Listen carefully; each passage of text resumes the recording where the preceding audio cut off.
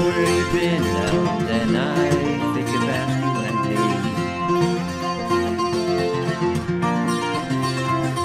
No use fighting about things you can't recall, 'cause it don't matter now at all.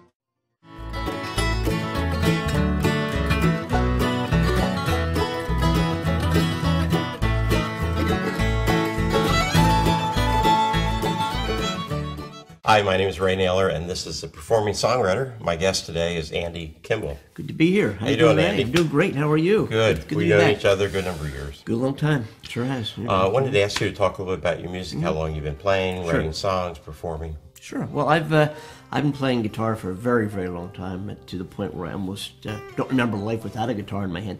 But I think I was 7 or 8, maybe 9 years old, somewhere in there when I first started the guitar. And I think my mother showed me 3 chords to a song back then called Letter from Vietnam by a guy named Barry Sadler. Yeah. Remember that? Mm-hmm. And those 3 chords, which were E, A, and B7, and my mom on a whim came in and showed me, I'm going to show you this song, and here's how the finger positioning goes on the guitar. The very next day, I'd use that E, A, and B7 to finger pick some old-time blues. I mean, I didn't know what old-time blues was, but I was picking it, and that's what it was. And to this day, that's what I do. Moved along a little bit, I think. How was your songwriting?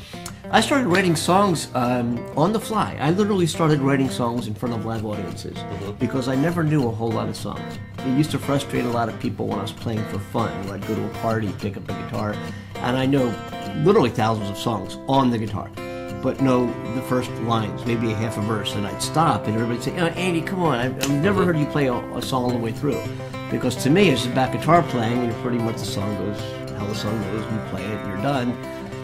A verse, I'm kind of done. And so it came time for me to really have to start writing my own songs. So I'd be on stage, and I'd feel something, and I'd be in a certain emotional state, and I would start literally writing songs on the fly. And I try them in front of live audiences and get audience feedback as to how this works, and how do the guitar passages attack the lyric line, and how does the lyric line attack the guitar, and how do those two work together. Well, it reminds me of Richie Havens that up in with the Woodstock, where he did the song that he's known for there.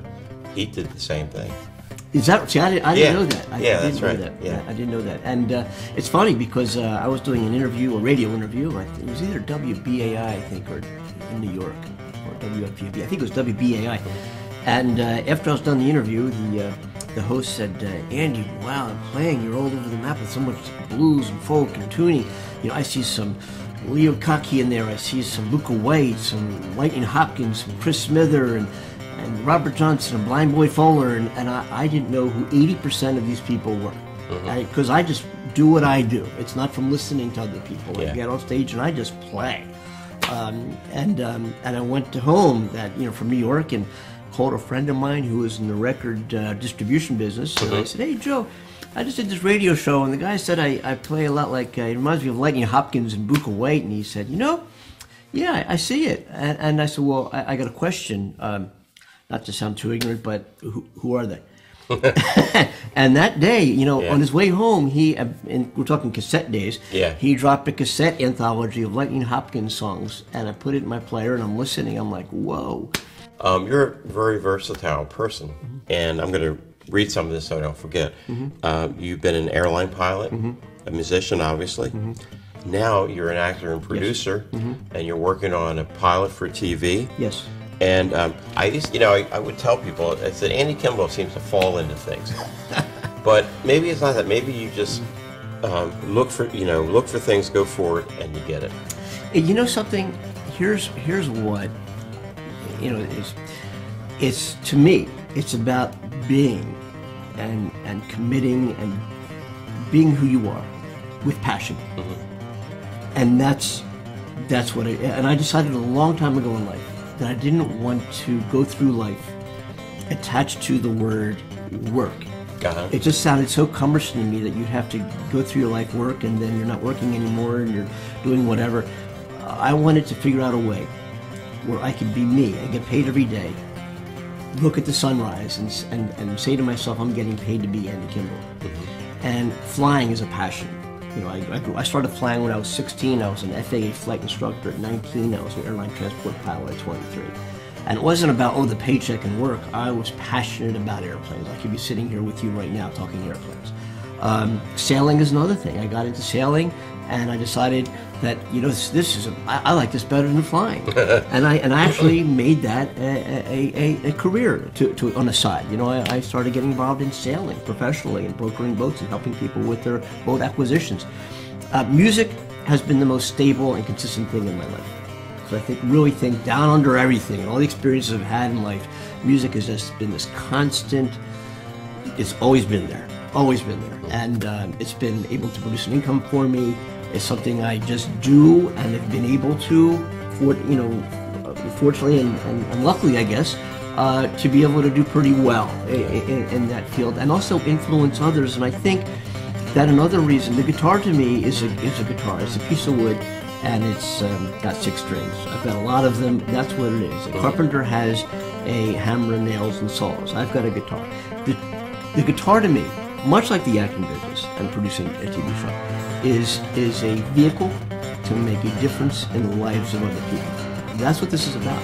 That to me is what songwriting is about. That to me is what expressing a song on stage is about. It's not about me, hey, I wrote this song, and here's how it goes, and I'm going to force it down your throat because I pre-did a set list, and I'm going to go down it, and then I take the stage. But what if to me, if the mode, the mood, the environment, the connection of that audience to me isn't appropriate for me to do that song? Well, I might do it, but you know what I might do? I might change the whole flavor, tone, velocity, attack, tuning of that song. So now, right away, I feel that emotion that exists in space, and I play to it. And what happens right away is I now have a connection with that audience. And I think when you walk on stage to play a show, the audience is expecting, much like flying an airplane, they want to go for the ride. They want to ride, and they want to know that guy, that girl, that group on stage, they want to know that confidence, just like when you walk on a jetliner and you don't question the captain and the first officer. They want that same confidence that musician, that performer, has that ability to take them for the ride, and they gain that as soon as that person takes the stage, they pick up their instrument, and they start playing. They want that confidence, and they want to go for that ride, and they want to have a good time. And I think there's a skill and a technique to that. Absolutely. And that's what it is about for me, not about writing a song or playing the guitar. Well, what I've said before is the reason I call this show the Performing Songwriter. It's not just the songwriting or the songwriter, it's the performing. Yeah, well, great. That's what it's about to me. And you know, I'm writing songs all the time. I wish I wrote half of them down. I know what you mean. I would have so many. My gosh, if I could. I've probably written 1,000 songs, and I probably know 5 of them at any one time. I mean, because they come and they go, and I'm just, believe it or not. And I wish this weren't true. But if it comes time for me to sit down and have to write the words, I'm like, yeah, you know, here's a guitar part, I'll fill it in later. I never do. And there's some real good stuff in my library up here. Right. That I just never, you know, songs in my head for years. I just never, great lines, great titles, great stories. They kind of live out there, and sometimes I pick up the guitar during a show and I touch upon them, and then we see what happens after that. Okay. We're going to take a little break, and we're going to do our